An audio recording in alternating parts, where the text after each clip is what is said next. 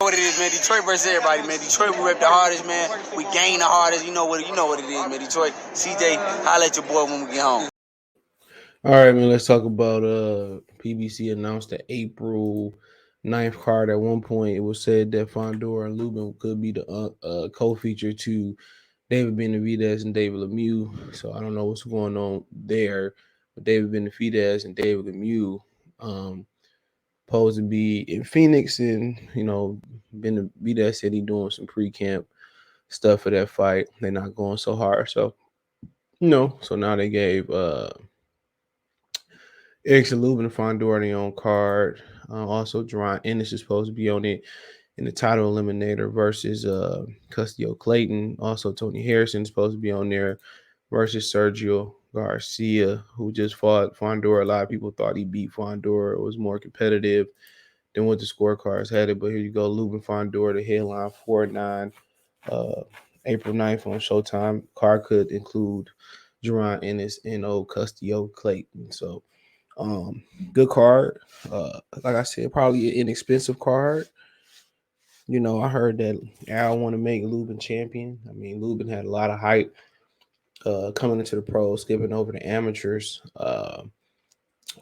skipping over, the opportunity to get a gold medal. We talk about why you should jump in there and, try to get a gold medal. It could be the difference you making 100, couple thousand to, being a gold medalist and making 50,000. I think that's what Oscar made in his professional debut because he had a gold and Mayweather got robbed and got a bronze. He said he made a couple hundred or 1,000 or something like that. And also that could be the difference. You getting the fights that you want early on, like a Lomachenko, like a Usyk, like a Shakur Stevenson getting the silver medal and banking a lot of money. So it still do hold weight. Going to attempting to get a medal, but a lot of the guys don't want to do it no more because you get robbed. And that's why the boxing was removed from the next Olympics until they can clean up the corruption and and the FIBA and all that, whatever the hell do that boxing thing. It's been a lot of corruption. And you think some of the medal games are corrupt. You know, uh, a lot of the national stuff in America is corrupt as well too. But says that it's by key fighting Erickson Lubin, Sebastian Fundora have a date for their WBC super white welterweight, elimination match. Boxing scene has learned that Lubin Fundora will headline Showtime Championship Boxing telecast April 9th. The venue for the card that'll showcase the two southpaws hadn't been determined as a Thursday afternoon. So you look at it. So it's a title eliminator. And it don't seem like it's a champion on there. So I don't know how you call it. That's why HBO used to do it. Like when it wasn't like a real championship online, they would call it HBO After Dark. Then it was championship boxing. It was a card or a belt on the line. It's crazy. Lubin 26. I think that's just a title like showbox. Lubin 26 for Fundora 24 will fight to become the WC Mandatory Challenger for the winner of March 19th bout between IBF, WBA, WBC 154-pound champion Jamel Charlo, WBO champion Brian Castanos. Showtime will also air Charlo Castanos rematch March 19th at the Crypto.com Arena. Lubin of Orlando, Florida, 24 1-17 knockouts, has won 6 straight since Charlo KO'd him out with one punch in the first round of their October 2017 bout at the Barclays Center in Brooklyn. The left hand, Lubin, then was just 21, was mandatory challenger for Charlo's championship that night. In the most recent action, Lubin knocked off former IBF, IBO, WBA champion Jason Rosario, 21-3-1, and 15 KOs in just 6 rounds, June 26th at State Farm Arena. Fundora, XVC Fundora undefeated, 18-0-1, 7 KOs. But the Coachella, California native hasn't faced someone as good as Lubin in 5 years as a pro. Fundora as a southpaw recently outpointed in Spain, Sergio Garcia, 33-1 and 14 KOs unanimously in 12-round elimination match on the Javante Davis, Issa Cruz undercard December 5th at the Staples Center in Los Angeles. Showtime's telecast April 19th could include rising undefeated welterweight contender Jaron Ennis as well. The IBF has ordered 12-round, 147-pound elimination match between Philadelphia's Ennis 28-0, 26 KOs and one no contest, who was ranked third by the IBF, and fifth rated Custio Clayton, 1901-12 out of Ottawa, Ontario, Canada. The IBF hasn't set a day, however, by which their representative must come to an agreement before the Eliminator will go to purse bid. If two sides come to an agreement, Ennis and his promoter Cameron Duncan move forward with Showtime as his broadcast partner, as Ennis and Clayton contest could be a part of the triple header April 9th. Ennis 24-0, one of the few fighters appears regularly on Showtime that isn't affiliated with Al Haber's Premier Box Champions Premier Cable Network has televised each of Ennis' past 9 fights. So, also, it's a rumor that Tony Harrison could be fighting Sergio Garcia on the card, making it, making it a triple header. Is the rumor. It got leaked over there in one of the Spaniard papers or whatever. So you go right there, Tony Harrison, Sergio Garcia set for April 9th. It says historically reliable Julians bring some solid super middle. So Fundora, Tony Harrison are reportedly set for April. So yeah, that's the rumor. Let's talk about the fights. Lubin probably spored Leon Lawson a lot. So that's probably being there with Leon. Leon did lose. He did lose to, I think he lost to Vaughn. No, he didn't lose to Vaughn. Leon is the other super junior middleweight that people don't talk about. He's the Darrell's nephew. I think his dad's the dude who punched Uzatagi. He's 6'5". So here you go. So he lost to Nathaniel Gallimore. Yep, majority decision. Gallimore still out here upsetting cats.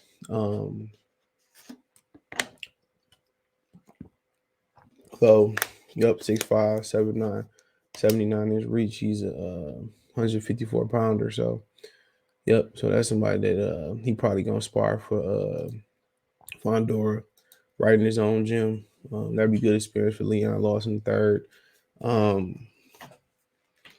But as far as the Lubin and Fundora fight, I probably favor Lubin easily. But Sebastian Fundora is a good fighter. Wouldn't surprise me if he won. But late, it seemed like, man, seemed like he another dude who can't use his reach, which is hard to use our reach when you punching down. And you punching, a lot of guys punch up a lot, punch up high enough, punch low enough. They take something off their punches because of what they got to, how they got a distance. So you got to bait guys in, let them come in, and then hit them with that one punch, put something behind it. But his last performance, I thought, oh boy, 115, 113, 118, 110, 117, 111. I thought those cards was way too wide. I thought, oh boy, was competitive, almost competitive enough to win. So, like I said, he can punch. I mean, you're looking at 18-0-1, 12 KO, 63% knockout ratio. He dangerous, but what you got to do is, you don't even really got to slip and get in there. Two southpaws too. You see that every day. You ain't even got to slip and get in there, bro. He gonna give up his height. Just frustrating with feints, lateral movement. Move your head, attack the body. That's the whole thing I be doing. Attacking the body, hitting the hip. Making him give up his height. Then I start weaving and slipping to get in there. I just focus on the chest, solar plex, the body, the hips, the liver. You know what I'm saying? Then I work about get on the inside. We work on throwing that uppercut. That's what I would be doing. Get on this side, man. Don't let them hold you. Make yourself a smaller target. Keep your chin tucked. Keep turning them. Keep working the body. Getting leverage on that uppercut. That's exactly what I do. For Fundora, you gotta learn to step to his opponents. Keep stepping to him. With a strong jab. Crack type jab. Just keep stepping to his opponents. Keep your distance, man. Keep doing 1-2s. That's it.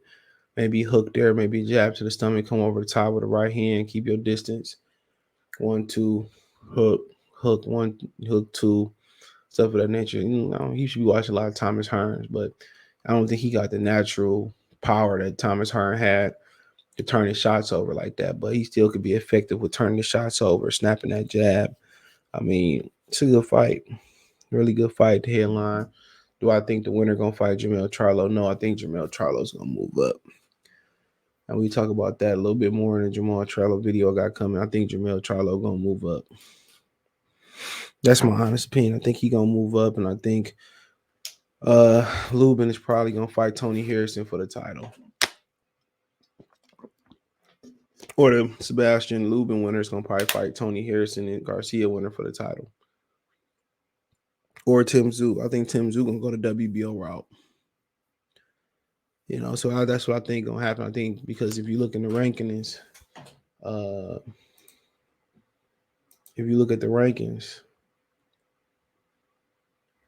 Lubin is number 1, Fundora is number 2, Tszyu is number 3, Garcia, Harrison are 4 and 5. I think Tszyu is gonna take on Magnaro, Kurbanov, or Bakran, Muratov, whatever. And I think Bakran probably gonna get it unless Castanos win. I think if Castanos win, then I think Castanos gonna hold on to his belts. I don't see Castanos going up to 160 pounds, and they might do it again. But like I said, if Castanos win, then I see Castanos probably having to make a decision. I think he can fight Tim Tszyu or Lubin, Fundora. I don't know. I think they probably have him go for Tim. They probably have him drop the WBC belt. Let Lubin, Fundora, Garcia, Harrison figure it out. I think he'll fight if he beat Fundora, Lubin winner, fight Garcia, Harrison winner. I think that they might have Brian Costello drop the WBO, and then he'll probably fight. Tim Tszyu will probably fight Bakram, and he'll probably continue to hold the WBO and the IBF, and he probably fight Bakram as a mandatory. He turned around and fight Israel Madov as a mandatory, and I think Tim Tszyu will probably fight Bakram. So I don't know. Tim Tszyu fight one of 3 guys. He fighting Terrell Goucher. I heard it was a rumor that he fighting Goucher on this undercard. I doubt it not. He fighting on the Charlo Castanos undercard. So Tim Tszyu. So tickets went on sale. We still haven't got a formal announcement. It's crazy. So yeah, I think Castanos win. He probably gonna keep the WBA or IBF, or he might keep 2. I think he keep 2 of the belts.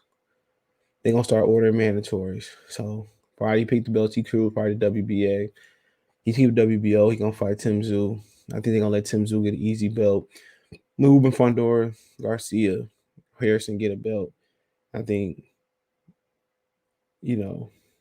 Castanos defend Bakram and maybe Israel Madov. And then, you probably start seeing the 4 champions consolidate again. So that's what I kind of think the angle is, in my opinion. That's what they're angling for. But apparently Jaron Ennis is fighting Custio Clayton. Custio Clayton fought one of the tougher journeymans out here last time out. You look at his record, 18, 19, and 3. Cameron Creel out of Hawaii, Honolulu. People say, look at his record, but look at some of the guys that he fought. He fought Maurice Hooker. He fought Jamal James. He fought Ingis Kavalaskis. He fought Maurice Lee. Beat Maurice Lee too. Eric Bone. Keith the Body Hunter. Dude who not to do at the casino, just fought on the Thurman undercard, untelevised. Elvis Rodriguez. Montana Love. He just lost Custio Clayton 10-round decision. Now, he's been stopped like 2 times in his career, but, Custio Clayton beat him dominant fashion. So, that was Custio Clayton last fight. Before then, it was Lippiette. So Custio Clayton getting an opportunity to fight for IBF Eliminator. I don't think he's going to pass it up. Never been stopped before. Had 1 draw. That was the robbery versus Sergey Lippiette. So, this is who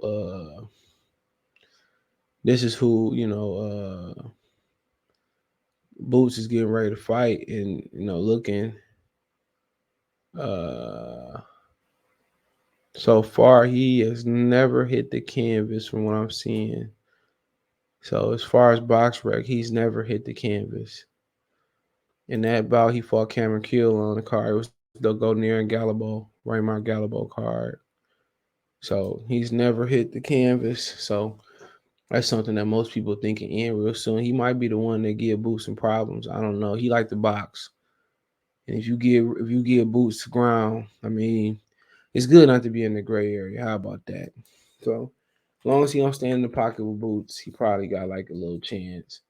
But either you got to be on the inside of Boots or you got to be on the outside. You know what I'm saying? Now people gonna start thinking I gotta make out the first, second, third, second, four, and beyond. That's what they're gonna be thinking. But you know, this how it go. The boogeyman get the role of least resistance in the fans' eyes. But I mean, who else you wanted him to get in there and fight? That's the question. Who else you want to get in there and fight? This is who he has to fight. This is who, his nemesis is. And I think Custio Clayton, man, he ain't been down before.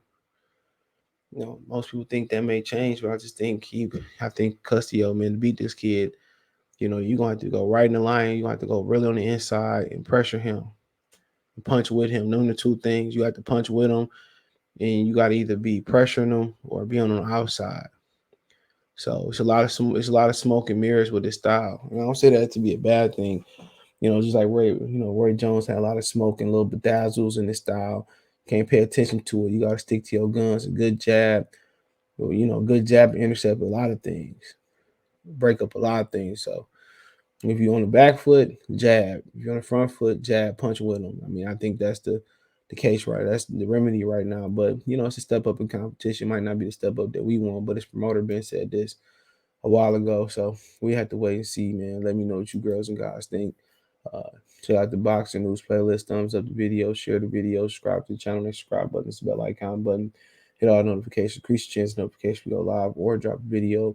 Check me out on Spotify, Goodfella TV Podcast, Anchor Goodfella TV Podcast. Want to make a financial donation, Cash App, $ CJ Good 313, Venmo CJ Good 313, PayPal link description, best way to donate. Thumbs up the video, share the video, subscribe to the channel, subscribe button, the bell icon button. Find me on Twitter, Facebook, Instagram. If you have a business question, inquiry, response, video request, all my social media links.